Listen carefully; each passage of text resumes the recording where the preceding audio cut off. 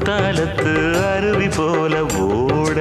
ஓயாம பேசி பேசி மாமா நீ உணர்ச்சிகளை தூண்டி பார்க்கலாமா வாயாடி லாபம் என்ன மாமா நீ விஷயங்களை ஆற போடலாமா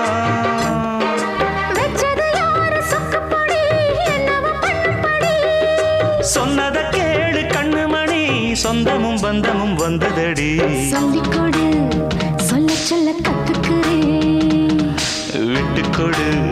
மிச்சம் இது தொட்டுக்கிறேன்